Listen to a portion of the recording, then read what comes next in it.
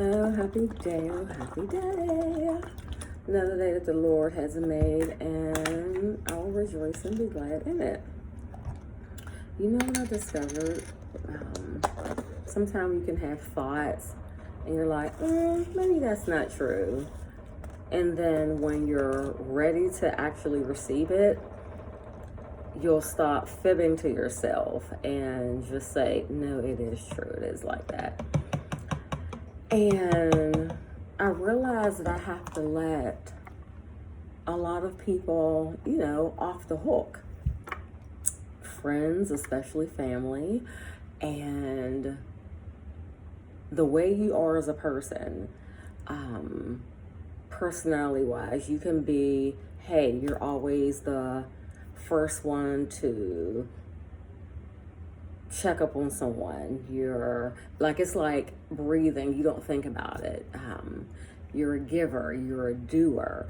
If you find out there's a need and you can assist without it being straining on whatever you have to do in your life, like you just do it.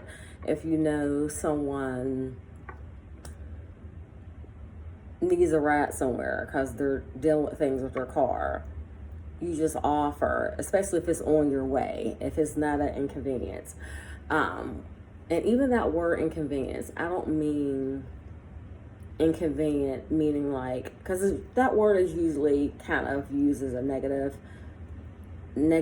forethought, but inconvenience meaning like you're not on my way to where I'm going and I have to be somewhere at a certain time, or you're not on my way, and it'll completely put me in a complete total opposite, like that. Not like, hey, you're inconvenienced, I don't feel like doing that, something like that. But even still with that, even if I'm not going that way, I've offered maybe 1 or 2 times if I have to get up a little bit earlier and things like that, but it's not going to be a continual thing. Even when I think of like parenting and kids, the way that I was, well, I still am that way as a person, but unfortunately my parents are no longer here upon the earth. But the way that I was with my parents, like, and I was talking to my oldest brother about this, when you hear siblings say, hey, you're the favorite child, or your dad's favorite, things like that. And the way he explained it to me, it's just like poof. Because when people say like, hey, as a parent, oh, I don't have a favorite. And although like I know what people mean when they say that, but unfortunately there's more people I know that actually will admit and say that they have a favorite child, which I think is horrible. But the way that my brother explained it was, it's not so much that you have a favorite child. It's more so, hey, you look at the behaviors of the children. And I laugh because I said, this is the same example that I've given to my kids. One kid will think like one gets favored more and another one, well, no, actually both of them think that my youngest is the favorite, and it's not that. It's, hey, it's the behaviors. And the way that I've explained it to them is like, hey, I'm gonna make sure all you guys eat. I'm gonna take care of you guys, make sure everyone eats. However, if your behaviors are dishonoring, you're going to get oodles and noodles. And another one can get steak or chicken. Not that he's better than you guys, but it's your behaviors.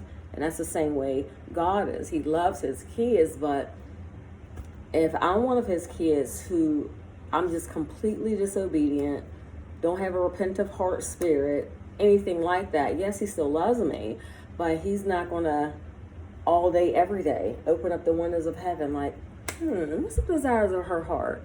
Even though I am being disrespectful, I'm being disobedient, I'm not listening. It doesn't make sense. It doesn't. And even when we say yes to Christ,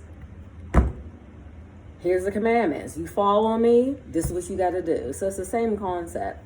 So it was the way that he explained it. And I was just like, wow, that makes perfect sense. It's not so much that they're the favorite, but they just do things that tug on your heart, like us with the Lord, talking to the Lord, putting time in with the Lord. Just because, not because like you're trying to get something. And I thought about that again with relationships, friends, and family. And I just said, wow, I have to let people off the hook, because when I was even thinking about my kids when I was driving, because I was thinking about my parents, and I was listening to a podcast, and they were being caretakers over their parents, okay? And I just said, wow, I would never, the way that I moved with my parents, I was such an amazing daughter. Like, it's like, you're my mom, you're my dad. Like, sure, I'm going to do that. Of course I'm going to do that. They never had to ask me for anything. If they did, it was like they wanted something more of, you know. But, and I start like comparing a little bit. Not so much comparing like, well, it is comparing. Anytime you pick up two phones and you're looking at them, that's a comparison, you know. So comparing in regards to how they move with me, whether they're upset or not, versus how I was with my parents. And I just said, wow. And the Holy Spirit didn't even like let my feelings be like flinched or hurt, because over the years he's already been showing me different things. So me listening to the podcast and him giving me different revelation, it was more so like, yes, it would be nice if other individuals did certain things like you. Not so much like mirroring what I do, but when you're good to people, it's like, oh, okay. But it has to be in you to want to do certain things, to behave certain ways. And when I say letting people off the hook, it's like you can't get upset for individuals or at individuals who don't want to display different behaviors on your behalf. Like, you can't. So we're human, so the natural thing to do is like, well, they're not going to do this for me, so I'm not going to do it for them. Now, in certain aspects, it's like you either pull back, meaning you do less of, or certain things you don't do, and then some things you continue to do. Because if you completely cut everything out, especially in relationships, and you want to maintain these relationships, it will become effective. It will affect the status of the relationship, and bitterness will come in, because you'll have those little things like, well, I'm not going to do that for you because you don't do that for me. But if you look at the whole picture again, if it's about love and you're being authentic and real, and you just look at the status of the relationship, don't lie to yourself. And it's like, hey, this person wouldn't even get up off the couch for me. It's unfortunate, but it doesn't mean that if they ask me to do something that I won't get up. The only change is, instead of getting up 10 out of 10, I may get up 3 out of 10. Again, like I said, it's not that they don't have the capacity. They showed you that they just don't want to. Or if you have to ask repeatedly, you don't cut people off. Because I know that's the easiest and quickest thing to do, is cut people off. But like, you don't want to walk around being a pair of scissors. Christ wasn't like that. Look at the disciples. Loved all of them. Jesus walked with all of them, but he had different levels of relationships with all of them. Peter, James, and John was his guys. However, it didn't mean that he didn't love the other ones any less. It's just different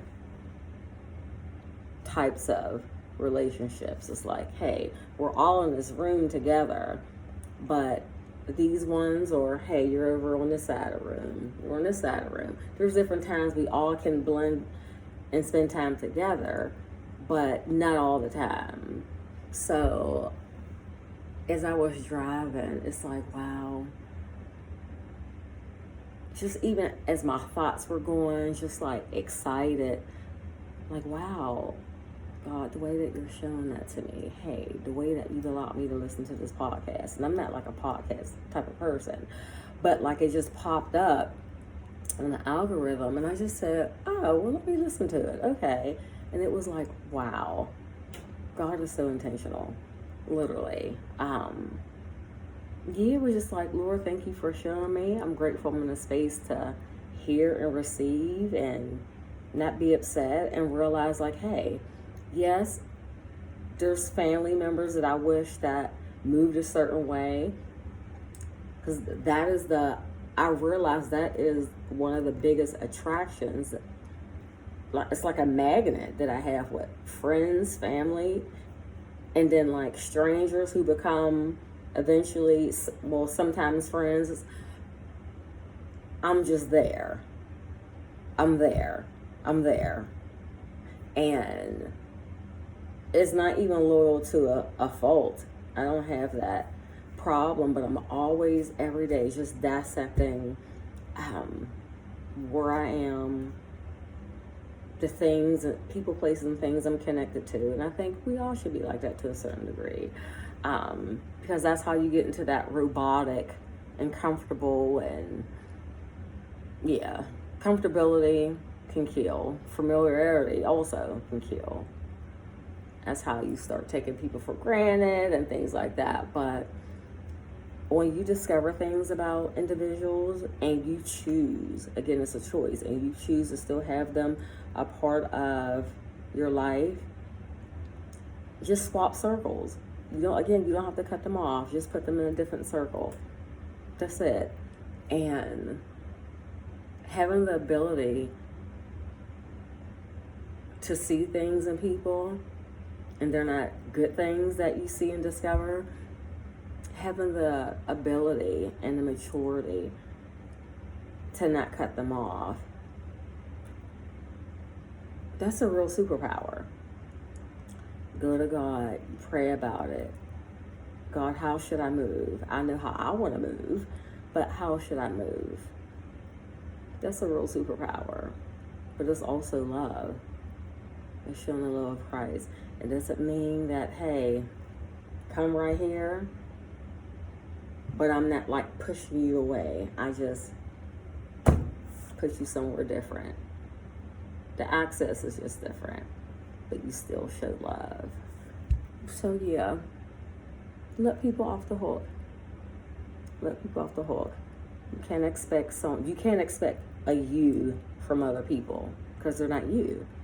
It may be common sense, like, well, hey, shouldn't you move like that? Shouldn't you be that way? Shouldn't you think that way? But what's in you comes out.